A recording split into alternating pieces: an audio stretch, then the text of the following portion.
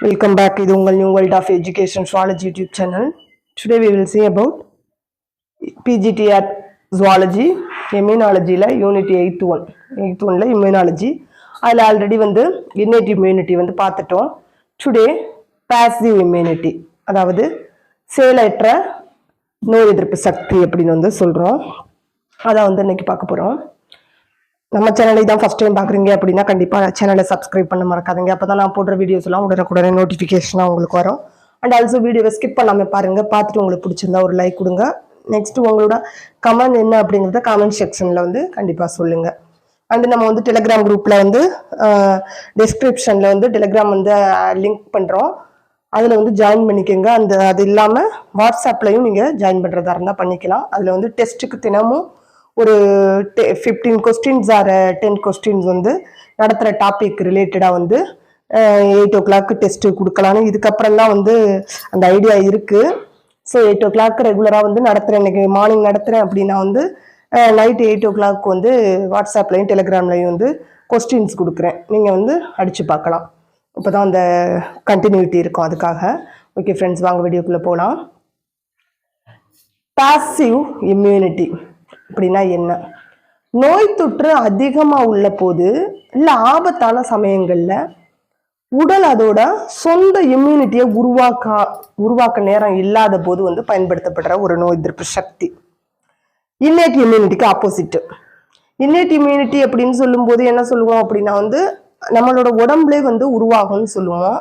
So அது function பண்ணாமல், அது கரெக்டாக அதோட ஒர்க்கை கரெக்டாக பண்ணாமல் இருக்கும்போது ஆனால் நம்ம உடம்புக்கு ஏதோ ஒரு சம் டிசீஸ் அஃபெக்ட் ஆச்சு அப்படின்னா சடனாக நம்ம ஒரு மெடிசினை, ஒரு ஆன்டிபாடியை ப்ரொடியூஸ் பண்ணணும். அது வழியாக நமக்கு அந்த டிசீஸ் க்யூர் ஆகணும் அப்படின்னா அதுக்காக யூஸ் பண்ணுற அந்த இம்யூனிட்டி தான் என்ன சொல்கிறோன்னா பாசிவ் இம்யூனிட்டி அப்படின்னு சொல்கிறோம். அண்டு குறைந்த மற்றும் உடனடி விளைவு.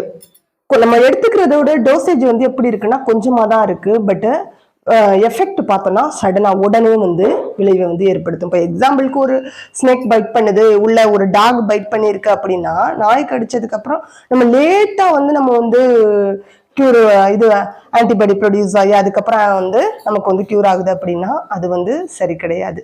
ஓகேவா? அதுக்குள்ளேயும் மற்ற பார்ட்ஸ் எல்லாம் அஃபெக்ட் ஆயிடும். ஸோ உடனடியாக நம்மளுக்கு என்ன செய்யணும்னா அதுலேருந்து நம்மளுக்கு ரிலீவன்ஸ் கிடைக்கணும். ஸோ அந்த மாதிரி டயத்தில் இந்த பாசிவ் இம்யூனிட்டி கிடைக்குது, யூஸ்ஃபுல்லாக இருக்குது. அண்டு ஆன்டிபாடியை சேஞ்ச் பண்ணுறது.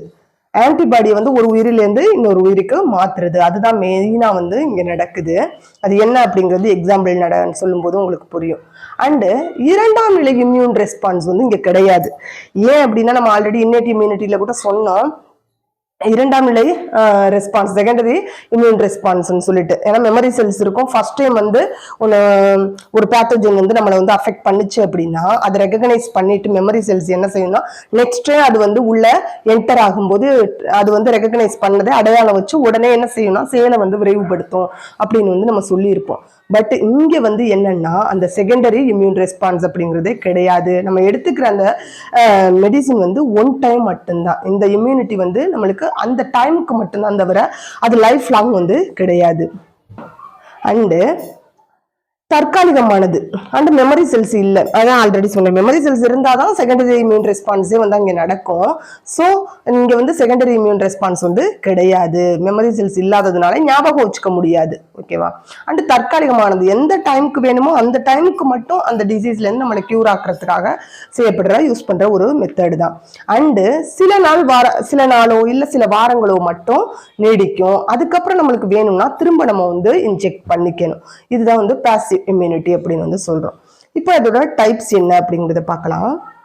வகைகள் அப்படின்னு சொன்னா நேச்சுரல் அண்ட் ஆர்டிஃபிஷியல் அப்படின்னு 2 டைப்ஸா இருக்கு. நேச்சுரல் அப்படின்னு சொல்லும்போது இப்போ எக்ஸாம்பிள் நம்ம ஆன்டிபாடியை சேஞ்ச் பண்றதான்னு சொல்லியிருக்கோம். குழந்தை பிறக்கிறதுக்கு முன்னாடி, அதாவது தாயோட வயிற்றுல இருக்கும்போது என்ன செய்யுது அப்படின்னா, இப்போ என்ன செய்யுது அப்படின்னு பார்த்தோம்னா குழந்தை தாயோட வயிற்றுல இருக்கும்போது தாய்கிட்ட இருந்து பிளாசென்டா வழியா, நமக்கு தெரியும் பிளாசென்டா அந்த தொப்புள் கொடி, அது வழியா என்ன செய்யுதுன்னா இந்த ஆன்டிபாடிஸ் ஃபைட்டஸோட அந்த குழந்தையோட உடம்புக்குள்ள போகுது.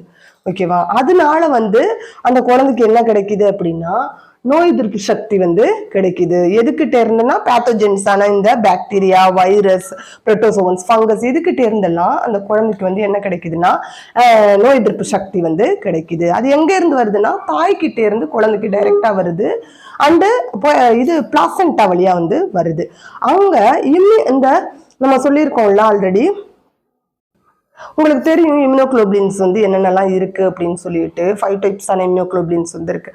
அதுல இந்த இம்யூனோகுளோபின் ஜி காமா இருக்கு இல்லையா, அதுதான் என்ன செய்யுது அப்படின்னா இந்த தாய்கிட்ட இருந்து பிளாசென்டா வழியா குழந்தைகிட்ட வருது. இது மட்டும்தான் இந்த பிளாசென்டாவை வந்து கடந்து வரும். மற்ற எம்மா இருக்கட்டும், ஏஆ இருக்கட்டும், மற்ற டைப்ஸ் இஎம் எதுக்குமே வந்து என்ன செய்ய முடியாது அப்படின்னா இந்த பிளாசென்டாவை அந்த தாய்கிட்ட இருந்து வர்ற அந்த பிளாசென்டாவை என்ன செய்ய முடியாது, தொப்புள் கூடிய கடந்து வர முடியாது. அதுக்கு அந்த கேப்பபிலிட்டி இல்லை. எதுக்கு மட்டும்தான் இருக்கு அப்படின்னா ஜி இம்யூனோகுளோபின் ஜிக்கு மட்டும்தான் வந்து இருக்கு. அது மட்டும்தான் என்ன செய்யும் அப்படின்னா வந்து தாயோட உடம்புல இருந்து பிளாசென்டா வழியா குழந்தைக்கு வந்து வருது. அது ஆன்டிபாடியை வந்து கேரி பண்ணி கொண்டு வந்து அந்த குழந்தைக்கு கொடுக்கும்போது அந்த குழந்தை வந்து என்ன செய்யுதுன்னா ஆட்டோமேட்டிக்கா மற்ற பேத்தோஜன் கிட்ட இருந்து வர்ற நோயால வந்து பாதிக்கப்படாம காக்கப்படுது குழந்தை வயிற்றுல இருக்கும்போது. அதே வந்து அந்த குழந்தை வந்து ஆஃப்டர் பர்த்துக்கு அப்புறம் குழந்தை பிறந்ததுக்கு அப்புறம் இப்ப குழந்தை பிறந்ததும் வந்து என்ன ஆகுது அப்படின்னா இப்போ வந்து குழந்தைக்கு வந்து எப்படி வந்து இம்யூனிட்டி கிடைக்குது அப்படின்னு பார்த்தோம்னா இப்ப ஆன்டிபாடி வந்து கொலஸ்ட்ரம் வழியா வந்து கிடைக்குது. கொலஸ்ட்ரம் அப்படின்னு சொல்லும்போது அதுல இம்யூனோகுளோபின் ஏ வந்து இருக்கு. தாய்ப்பால்ல என்ன இருக்குன்னா இம்யூனோகுளோபின் ஏ இருக்கு. இதுதான் என்ன செய்யுது அப்படின்னா குழந்தை பிறந்து அந்த தாய்ப்பால் கொடுக்குற அந்த டியூரேஷன்ல குழந்தைக்கு என்ன அப்போ வந்து நம்ம என்ன செய்ய மாட்டோம்னா உணவெல்லாம் கொடுக்க மாட்டோம். ஒன்லி தாய்ப்பால் தான் வந்து அதுக்கு ஃபுட். அந்த டைம்ல வந்து எப்படி நோய் எதிர்ப்பு சக்தி செயல்படுது அப்படின்னா தாய்ப்பால்ல இருக்கிற அந்த இம்யூனோகுளோபின் ஏ தான் வந்து என்ன செய்யுதுன்னா பாக்டீரியா கிட்ட இருந்தோ, வைரஸ் கிட்ட இருந்தோ, புரோட்டோசோவன்ஸ் கிட்ட இருந்தோ, இந்த மாதிரி நோய் பரப்புற மைக்ரோ ஆர்கானிசத்துக்கிட்ட இருந்து குழந்தையை வந்து பாதுகாக்கிறது எது அப்படின்னா இந்த தாய்ப்பால்ல இருக்கிற இம்யூனோகுளோபின் ஏ தான். அதுல இருக்கிற ஆன்டிபாடி தான் வந்து அந்த நோயை பரப்புற ஆன்டிஜனுக்கு எதிராக வந்து குழந்தையை வந்து பாதுகாக்குது. அதனாலதான் என்ன சொல்றாங்கன்னா தாய்ப்பால் வந்து கண்டிப்பா வந்து கொடுங்க அப்படின்னு சொல்றதுக்கு ரீசன் இதுதான். ஏன் அப்படின்னா அங்க இருக்கிற அந்த கொலஸ்ட்ரம்ல இருக்கிற ஆன்டிபாடிஸ் என்ன செய்யுது அப்படின்னா WBCயை வந்து ஆக்டிவேட் பண்ணுது. WBC தான் நம்மளோட நோய் எதிர்ப்பு சக்திக்கு வந்து காரணம். ஸோ அந்த ஆன்டிபாடிஸ் வந்து இந்த WBCயை வந்து ஆக்டிவேட் பண்றதுனால அது நம்ம அந்த குழந்தைக்கு வந்து பாதுகாப்பு கொடுத்து நோய் எதிர்ப்பு சக்தியை வந்து உருவாக்குது. இது வழியா தடைகாப்பு பெறுது. இதை வந்து நம்ம என்ன சொல்றோம்னா இயற்கை அப்படின்னு சொல்றோம். இயற்கை செயலற்ற நோய் எதிர்ப்பு சக்தி அப்படின்னு தான் சொல்றோம். Natural passive immunity. And another one type வந்து artificial passive immunity. Second type வந்து என்ன அப்படின்னா வந்து செகண்ட் டைப் வந்து artificial passive immunity. Artificial passive immunity அப்படின்னா ஆன்டிபாடியை வந்து தயார் செஞ்சு ப்ரிப்பேர் பண்ணி வச்சுக்கிறாங்க. வச்சுட்டு அது ரெடிமேடா அந்த டிசீஸால சடனா அஃபெக்ட் ஆகி ஒரு பேஷண்ட் வர்றாங்க அப்படின்னா அவங்களுக்கு இன்ஜெக்ட் பண்றாங்க. ஊசி வழியா அதை எடுத்து வந்து இன்ஜெக்ட் பண்றாங்க. இதுதான் வந்து ஆர்டிஃபிஷியல் பாசிவ் இம்யூனிட்டி அப்படின்னு சொல்லுவாங்க. எக்ஸாம்பிள் என்ன அப்படின்னா ஒரு ஸ்னேக் பைட்டுன்னு வச்சுக்கோங்களேன். ஒரு ஆன்டிவீனம் சீரம்னா தட் இஸ் ஸ்னேக் பைட்டுக்கு வச்சுக்கிறோம். ஒரு பாம்பு கடிச்ச பேஷண்ட் வரும்போது என்ன செய்யறாங்கன்னா அதுக்கான ஆன்டிவீனம் எங்கேருந்து எடுக்கிறாங்க அப்படின்னா அந்த ஸ்னேக் ஆல்ரெடி இருக்கிற ஸ்னேக்ல வேற ஒரு ஆர்கானிசத்துல, இது நாட் ஓன்லி ஹியூமன் பீயிங் மனுஷன்ல மட்டும் இல்ல வேற அதர் ஆர்கானிசம்ல இருந்து என்ன செய்யறாங்கன்னா சீரம் கலெக்ட் பண்ணி அதுக்கு ஆன்டிவீனம் வந்து தயாரிச்சிடுறாங்க.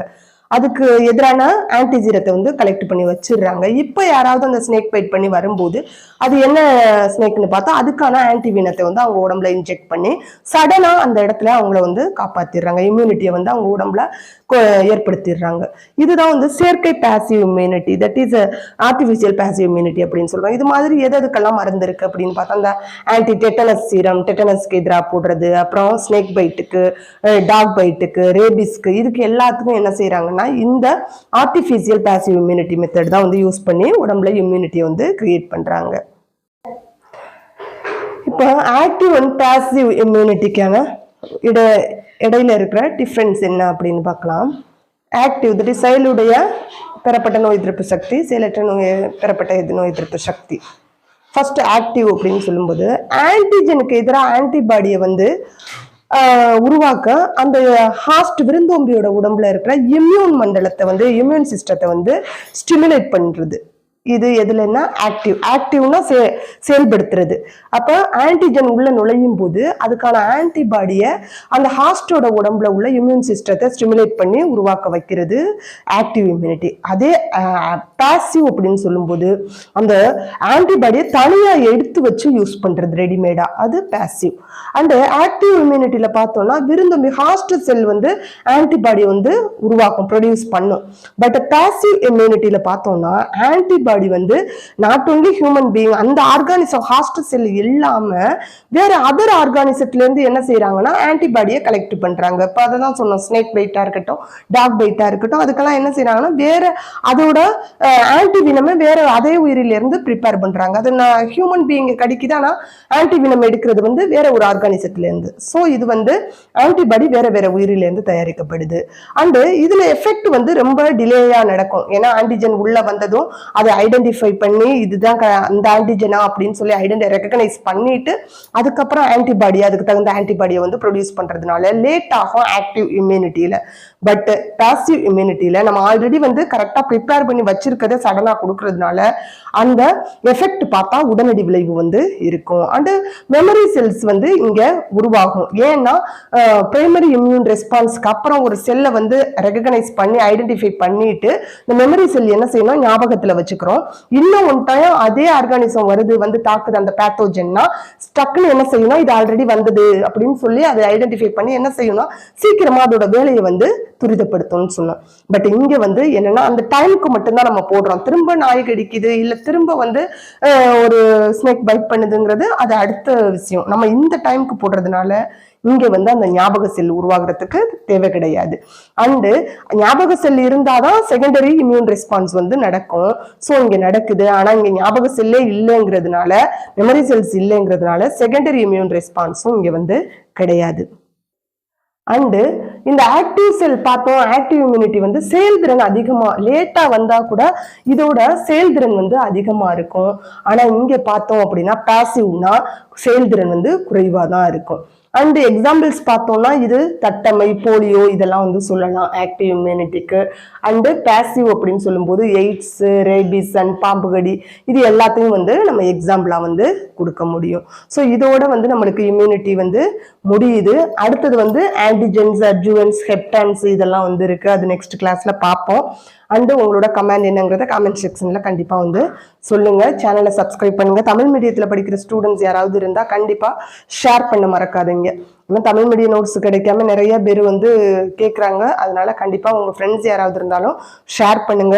புக்கு உங்களுக்கு இதுக்காக தனியா புக்கு வாங்கணும் அப்படிங்கிற எந்த ஒரு இதுவும் கிடையாது. ஏன்னா நம்ம வந்து பிடிஎஃப்பும் கொடுக்கறதுனால நீங்க ஒன் டைம் நடத்துறது நல்லா லிசன் பண்ணிட்டு அந்த பிடிஎஃப் வந்து பார்த்து நீங்க படிச்சுட்டு டெஸ்ட் எழுதி பார்த்தீங்க அப்படின்னா அதுவே ஓரளவுக்கு வந்து கண்டிப்பா உங்களுக்கு போதும். ஒரு நாளைக்கு நம்ம வந்து ஒரு பிலோ 15 மினிட்ஸ் தான் நம்ம எடுக்கிறோம். ஸோ ஒரு நாளைக்கு வந்து ஒரு 15 மினிட்ஸ் அண்டு அந்த பிடிஎஃப் பார்க்கறதுக்கு ஒரு 5 minutes R 10 minutes and test எழுதுறதுக்கு ஒரு 5 மினிட்ஸ் இதுவே போதும். ஒரு நாளைக்கு ஒரு 1 hour ஆர் 45 மினிட்ஸ் வந்து நீங்க செலவு பண்ணீங்க அப்படின்னா கண்டிப்பா வரப்போற எக்ஸாம்ல நீங்க வந்து அடிச்சு உள்ள போயிடலாம். தேங்க்யூ.